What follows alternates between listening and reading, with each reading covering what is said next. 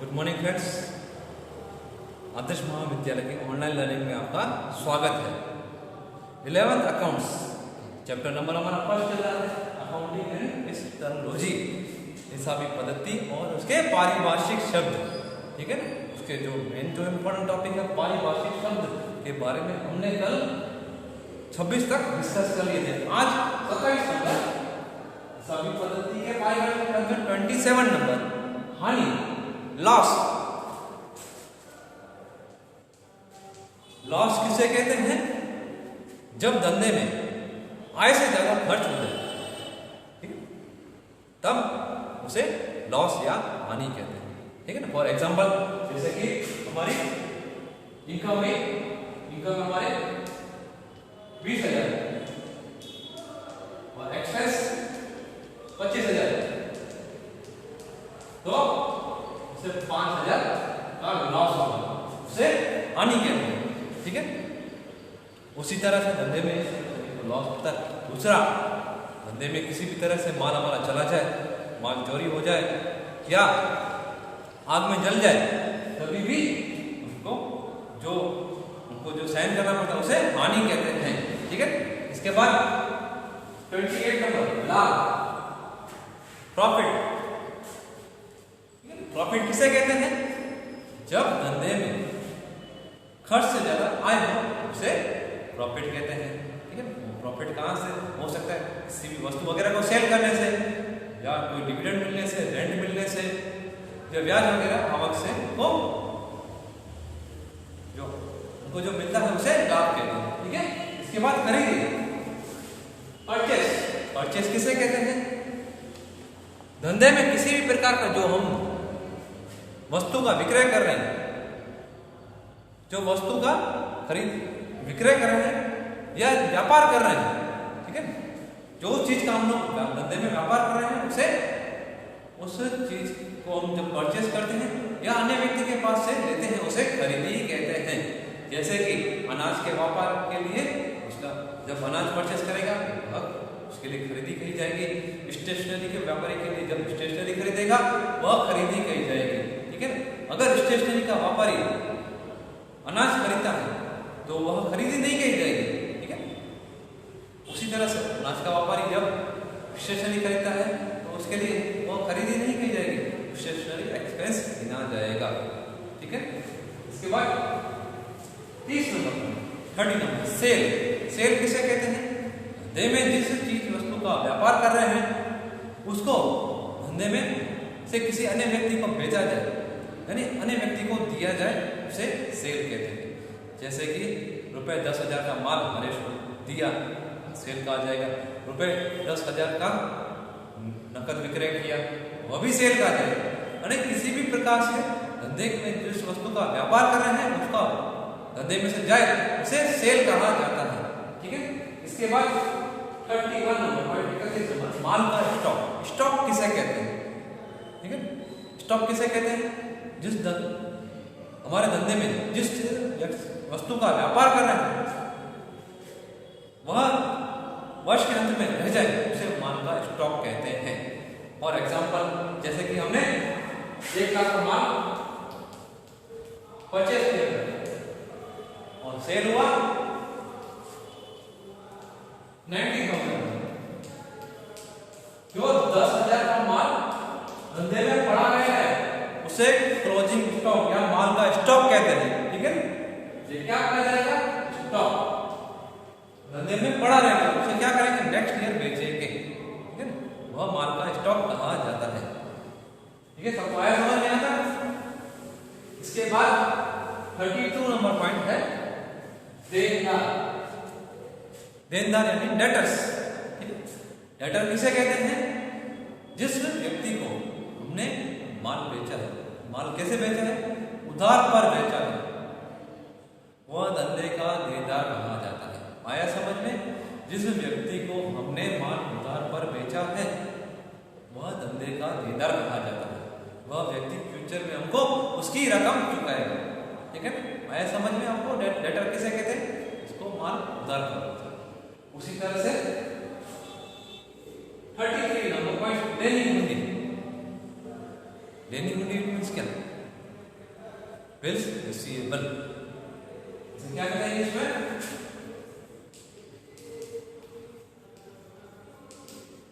Bills receivable. Bills receivable किसे कहते हैं? जब हम माल किसी व्यक्ति को उधार पर बेचते हैं, तब हम उसको किसी पहचानते नहीं है, तो उसको लिखित स्वरूप में जो हम दस्तावेज लेंगे उसे लेनी हुंडी कहते हैं। उस हुंडी में उसके पकने की तारीख, यानी किस तारीख को वह व्यक्ति पैसा देगा, किस दिन देगा, नकद से देगा या चेक से देगा, आदि सभी बातों का समावेश इसमें होता है। ठीक है। इसके बाद 34 पॉइंट, लेना। रिसीवेबल किसे कहते हैं? रिसीवेबल इट मींस हमको फ्यूचर में हमको उसकी रकम मिलेगी। ठीक है, हमको रकम मिलेगी। जैसे कि किसी व्यक्ति को हमने माल 10,000 का बेचा, ठीक है ना, वो क्या करेगा? फ्यूचर में हमको वह रकम देगा। वो हमारा क्या हुआ? एक रिसीवेबल या हमारी एसेट्स है, एक मिलकत है। जैसे कि इंटरेस्ट मिलना बाकी है, ब्याज, जैसे इंटरेस्ट को ब्याज ही कहते हैं, डिविडेंड मिलना बाकी है। ठीक है, इसी तरह से ये सब हमारे रिसीवेबल्स। इसके बाद 35 लेनदार। लेनदार किसे कहते हैं? लेनदार मीन्स हमने जिस व्यक्ति से माल खरीदा है और उसको फ्यूचर में रकम पे करेंगे, भविष्य में रकम पे करेंगे, तो हम उससे क्या कहने जाएंगे? वह हमारे लिए लेनदार कहा जाएगा, तो वह हमारे लिए क्रेडिटर कहा जाता है। ठीक है, जिससे हमने उधार पर माल खरीदा है उसे फ्यूचर पर रकम हम चुकाएंगे, उसे लेनदार कहा जाता है। उसी तरह से लेनदार कौन था? जिससे हमने उधार पर माल खरीदा है, जिससे हमको फ्यूचर में रकम मिलेगी, उसे देनदार कहा जाता है। उसी तरह से हम उसको फ्यूचर में रकम पे करेंगे। ठीक है। इसके बाद है देनी हुंडी, यानी bills payable. Payable, bills payable किसे कहते हैं? जिस व्यक्ति से हमने माल उधार पर खरीदा है, तो क्या करने का? फ्यूचर में हमको रकम पे करनी पड़ेगी। तो सामने वाला व्यक्ति क्या करता है? हमसे लिखित में वह दस्तावेज ले लेता है, 100 तारीख के दिन हम आपको रकम चुकाएंगे, इस तरह से हम लोग लिखकर उसे देते हैं और उसे स्वीकार करते हैं। उसे बिल्स पेबल कहा जाता है। ठीक है। इसके बाद में 37 नंबर पॉइंट। 37 में क्या है? देना। देना इट मींस डेट, यानी पेबल।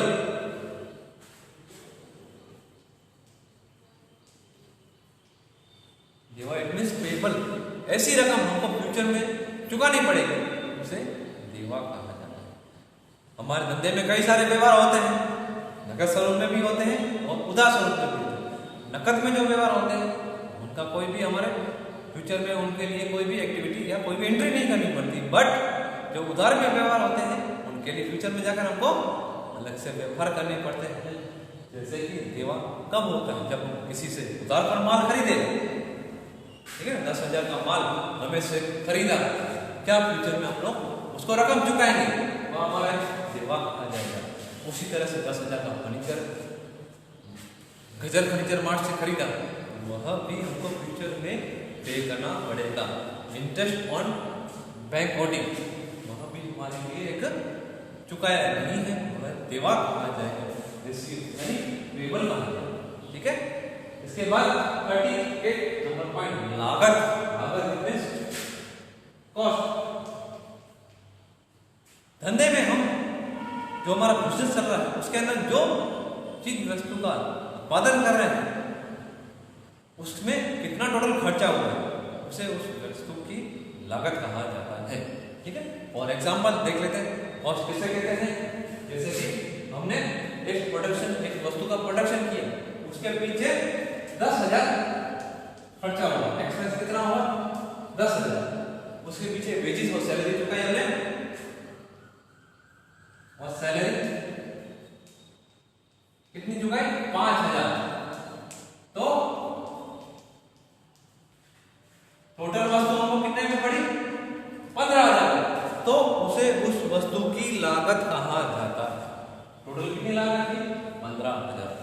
जैसे कि फॉर एग्जाम्पल यह एक पेन बना रहे हैं, पेन बनाने के पीछे हमको इतना खर्चा हुआ, इसके लिए अंदर इसका जो बाहर की बॉडी है, रिफिल है, टोटल कितने में पड़ी, कितनी वेजेस चुकाई, फॉर एग्जाम्पल 2 रुपए की पड़ी तो उस पेन की कितनी लागत हुई, 2 रुपए। ठीक है। इसके बाद 39 नंबर पॉइंट, वाउचर। वाउचर किसे कहते हैं? किसी भी आर्थिक व्यवहार को समर्थन देने वाले दस्तावेज को वाउचर कहते हैं। ठीक है ना, इसकी परफेक्ट डेफिनेशन है किसी भी आर्थिक व्यवहार को, आर्थिक बिजनेस के अंदर कौन से व्यवहार लेके जाते हैं? आर्थिक व्यवहार को समर्थन देने वाले दस्तावेज को वाउचर कहा जाता है। ठीक है ना, कोई भी चीज हमने खरीदी, जैसे कि 100 रुपए की दवाई मेडिकल से खरीदी, तो जो हमको बिल देता है इसको वाउचर कहा जाता है। ठीक है, ऐसे और सिंपल लैंग्वेज, सरल भाषा में कहे तो बिल कैसा होता है? लिखित स्वरूप में होता है, और धंधे के लिए वाउचर कहा जाता है। ठीक है। उसके बाद है 40 नंबर पॉइंट, बट्टा। डिस्काउंट किसे कहते हैं? जैसे कि हम कुछ भी चीज वस्तु खरीदते हैं, तो 10,000 की वस्तु खरीदी, उसके बदले में हमको कुछ रकम कम देनी पड़ती है, 200 रुपए, 2% हमको डिस्काउंट मिला, उसे बट्टा कहते हैं। पर हमारे अकाउंट्स में भी 2 अलग अलग तरह के बट्टा, अलग अलग डिस्काउंट दिए गए हैं। एक व्यापारी बट्टा, इसे क्या कहते हैं? Trade discount. ठीक है। सेकंड है रोकड़ बट्टा, कैश डिस्काउंट। व्यापारी बट्टा मींस क्या?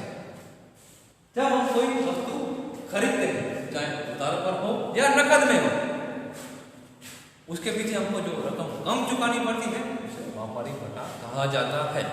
व्यापारी बट्टा की कोई भी एंट्री या प्रविष्टि नहीं की जाती, बट रोकड़ बट्टा की प्रविष्टि की जाती है। सबसे पहले रोकड़ बट्टा किसे कहते हैं? रोकड़ बट्टा इट मींस जब हमने कोई वस्तु खरीदी है, उसकी रकम हम जब पे करेंगे, ऑन द स्पॉट पे कर ले, 10,000 का माल खरीदा हमने, ठीक है, परचेज कितने का किया? 10,000 का। तो हम लोग क्या करते हैं, कई बार व्यापारी क्या करते हैं, जल्दी से कलेक्शन हो जाए, 5 दिन में हो जाए, 10 दिन में हो जाए, यानी 1 वीक, विद इन 1 वीक हो जाए, तो उसको सामने वाले कस्टमर को अट्रैक्टिव करने के लिए उसे डिस्काउंट देते हैं। अगर आप 7 दिन के अंदर पेमेंट करोगे तो हम आपको 5% एक्स्ट्रा डिस्काउंट देंगे। ठीक है, ट्रेड डिस्काउंट के ऊपर जो डिस्काउंट देंगे उसको नकद बट्टा कहते हैं। ठीक है। फॉर एग्जाम्पल ट्रेड डिस्काउंट 1% दिया, 1% दिया, और उसी तरह से ये कैश डिस्काउंट क्या करते हैं? 2% देते हैं। कैश डिस्काउंट किस पे आता है? फर्स्ट जो कीमत है उस पर, उसमें से बाद में जो उसकी लागत, यानी जो हमने ट्रेड डिस्काउंट लेस कर दिया, उसके बाद उसको कैश डिस्काउंट मिलता है। अगर कंडीशन फुलफिल करे तो 7 दिन में अगर वो पेमेंट कर देता है, तभी उसको नकद बट्टा देते हैं। ठीक है। नकद बट्टा की प्रविष्टि पूरी होती है, व्यापारी बट्टा की प्रविष्टि नहीं होती, ये आप ध्यान रखें। जैसे ट्रेड डिस्काउंट देते हैं उसको कैश डिस्काउंट।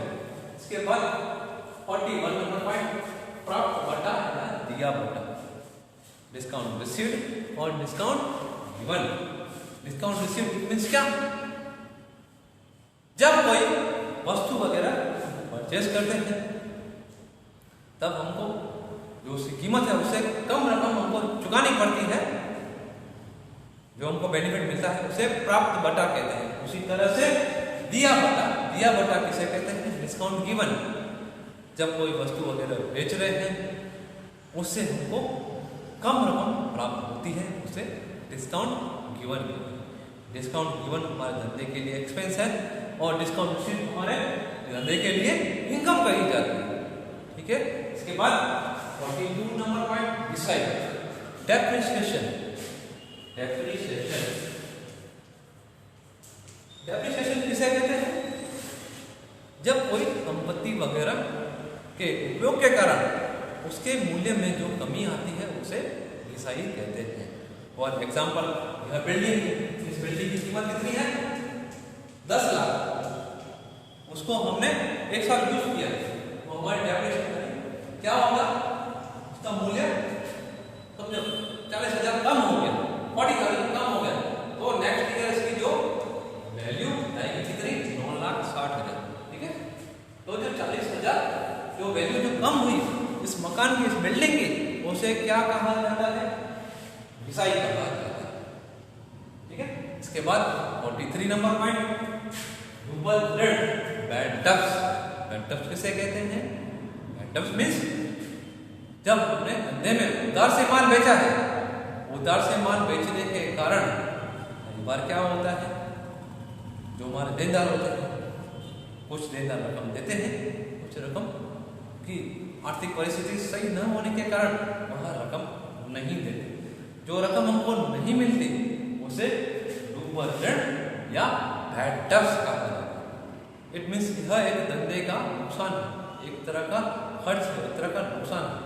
ठीक है, जो देनदार हमको रकम न देगा तो हमारा क्या होगा, नुकसान होगा। ठीक है, इसके बाद 44 नंबर पॉइंट, साहूकार। साहूकार किसे कहते हैं, सॉल्वेंस। सॉल्वेंस इट मीन्स क्या, जो धंधे में हम किसी को वस्तु वगैरह जो बेचते हैं, किसी की आर्थिक परिस्थिति अच्छी होती है, किसी की अच्छी नहीं होती, बट जो साहूकार होता है वह क्या करता है, टाइम टू टाइम उसको पेमेंट करता है, टाइम टू टाइम हमारे साथ जो भी व्यवहार होते हैं उनको अच्छी तरह से रिकॉर्ड करता है और अच्छी तरह से पेमेंट वगैरह करता है, उसे साहूकार कहते हैं। साहूकार का एक मीनिंग और भी कह सकते हैं, जिस व्यक्ति की संपत्तियां उसकी जवाबदारी से ज्यादा हो उसे साहूकार या सॉल्वेंस कहते हैं। ठीक है, इसके बाद दिवालिया। दिवालिया इट मीन्स, दिवालिया इट मीन्स क्या, इट मीन्स जो व्यक्ति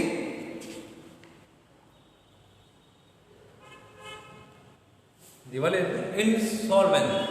इंसॉल्वेंट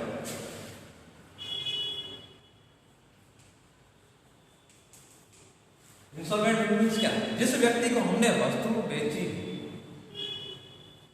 वह व्यक्ति उस जो हमारा क्या बना, डेटर बन गया, वस्तु बेची तो हमारा देनदार बन गया, देनदार बनने के कारण फ्यूचर में उसकी आर्थिक परिस्थिति अच्छी नहीं है, उसने दोनों के दोनों अपने हाथ ऊपर खड़े कर दिए, तब उसको क्या कहते हैं हम लोग, कोर्ट में उसके खिलाफ केस वगैरह करते हैं, कोर्ट भी जजमेंट उसका आ जाता है, ये व्यक्ति की आर्थिक परिस्थिति अच्छी नहीं है, ये रकम नहीं दे सकता, तो वह व्यक्ति इंसॉल्वेंट या दिवालिया कहा जाता है।